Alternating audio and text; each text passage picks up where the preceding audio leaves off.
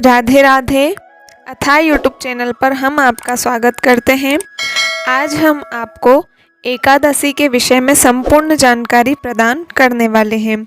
आज उत्पन्ना एकादशी है और उत्पन्ना एकादशी का महत्व, पूजा की विधि और नियम तथा कथा क्या क्या है, ये सारी जानकारी आपको आज के इस वीडियो में मिलेगी। और आगे भी ऐसे ही वीडियो प्राप्त करने के लिए नीचे दिए गए लिंक पर क्लिक करके हमसे जुड़ जाइए। हमारे चैनल को सब्सक्राइब करना बिल्कुल न भूलें। आइए प्रारंभ करते हैं। हिंदू धर्म में एकादशियों का बड़ा महत्व है।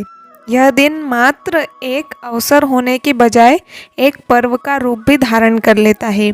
इस दिन हिंदू धर्म के लोग भगवान की पूरे विधि अनुसार पूजा करते हैं, उनके नाम का व्रत करते हैं तथा एकादशी के अनुकूल वरदान पाते हैं।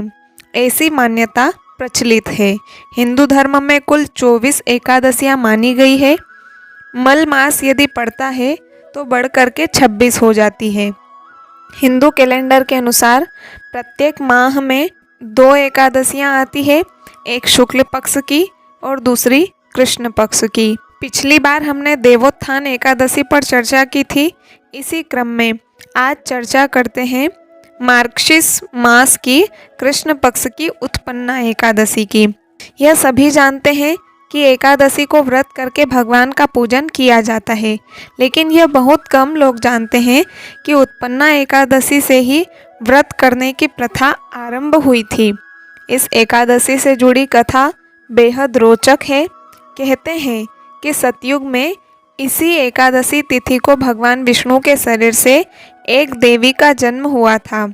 इस देवी ने भगवान विष्णु के प्राण बचाए, जिससे प्रसन्न होकर विष्णु ने इन्हें देवी एकादशी नाम दिया। उत्पन्ना देवी के जन्म के पीछे एक पौराणिक कथा इस प्रकार है। मूर नामक एक असुर हुआ करता था, जिससे युद्ध करते हुए भगवान विष्णु काफ़ी थक गए थे और मौका पाकर बद्रिकाश्रम में गुफा में जाकर विश्राम करने लगे। परंतु मूर असुर ने उनका पीछा किया और उनके पीछे पीछे चलता हुआ बद्रिकाश्रम पहुंच गया। जब वह पहुंचा तो उसने देखा कि श्रीहरि विश्राम कर रहे हैं। उन्हें निद्रा में लीन देख उसने उनको मारना चाहा। तभी विष्णु भगवान के शरीर से एक देवी का जन्म हुआ और इस देवी ने मूर का वध कर दिया। देवी के कार्य से प्रसन्न होकर विष्णु भगवान ने कहा कि देवी, तुम मार्गशीर्ष मास की कृष्ण पक्ष की एकादशी को उत्पन्न हुई हो, अतः तुम्हारा नाम उत्पन्ना एकादशी होगा। भगवान विष्णु ने उन्हें वरदान दिया और कहा कि आज से प्रत्येक एकादशी को मेरे साथ तुम्हारी भी पूजा होगी। जो भी भक्त एकादशी के दिन मेरे साथ तुम्हारा भी पूजन करेगा और व्रत करेगा, उसकी हर मनोकामना पूर्ण होगी। तभी से यह मान्यता बनी हुई है कि प्रत्येक एकादशी पर व्रत किया जाए और साथ ही भगवान की पूजा भी की जाए। किंतु अधिकतर लोग एकादशी पर केवल भगवान विष्णु का पूजन करते हैं। परंतु आप अधिक फल पाना चाहते हैं तो श्री विष्णु के साथ एकादशी देवी की भी आराधना करें। यह एकादशी देवी विष्णु जी की माया से प्रकट हुई थी, इसलिए इनका महत्व पूजा में उतना ही है जितना भगवान विष्णु का है।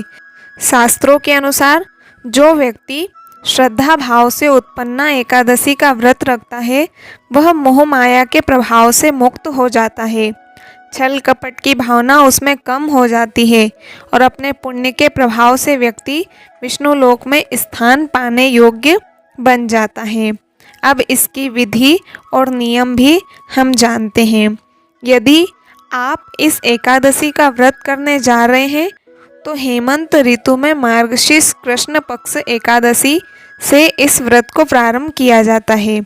दशमी को सायंकाल भोजन के बाद अच्छी प्रकार से दातुन करें, ताकि अन्न का अंश मुंह में न रह जाए। रात्रि को भोजन कदापि न करें, न अधिक बोले। एकादशी के दिन प्रातः 4 बजे उठकर सबसे पहले व्रत का संकल्प करें। इसके पश्चात शौच आदि से निवृत्त होकर शुद्ध जल से स्नान करें। पूरे दिन निराहार रहकर संध्या पूजन के बाद फलाहार ले। संभव हो तो श्री हरि के किसी भी मंत्र का जाप करते रहे। पर निंदा, छल कपट, लालच, द्वेष की भावना मन में न लाए। सारी रात भजन कीर्तन आदि करना चाहिए। जो कुछ पहले जाने अनजाने में पाप हो गए हो उनकी क्षमा मांगनी चाहिए।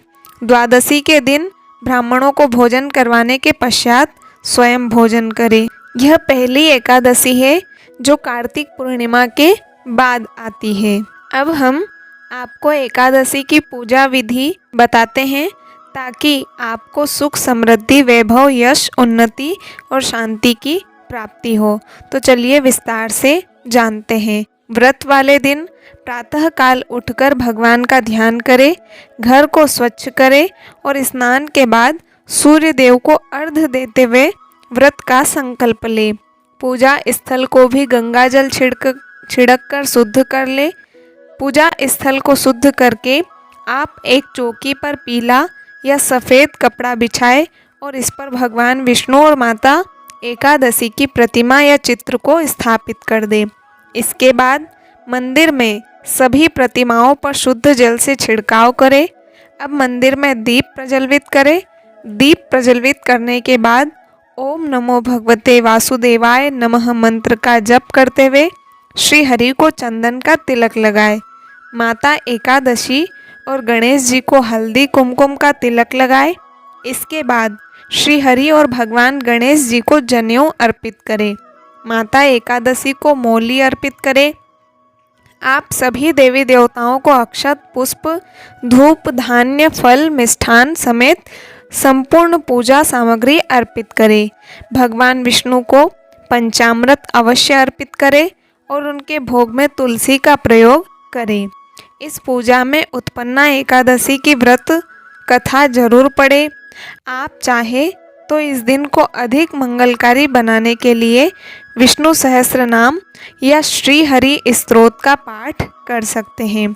अंत में धूप दीप के साथ सबसे पहले भगवान गणेश की आरती उतारें। इसके बाद भगवान विष्णु और माता एकादशी की आरती उतारें। अब सभी लोगों में भगवान को चढ़ाया गया भोग प्रसाद के रूप में वितरित करें। अगर आप व्रत रख रहे हैं तो पूजा के बाद स्वयं फलाहार ग्रहण करें। अगले दिन भगवान विष्णु की पूजा अर्चना करने के बाद ही व्रत का पारण करें। तो यह थी उत्पन्ना एकादशी की संपूर्ण पूजा विधि। ऐसी ही हर महत्वपूर्ण व्रत त्योहारों की पूजा विधि को जानने के लिए आप हमारे चैनल पर जुड़े रहिए। मिलते हैं अगले वीडियो में। तब तक के लिए सभी को राधे राधे।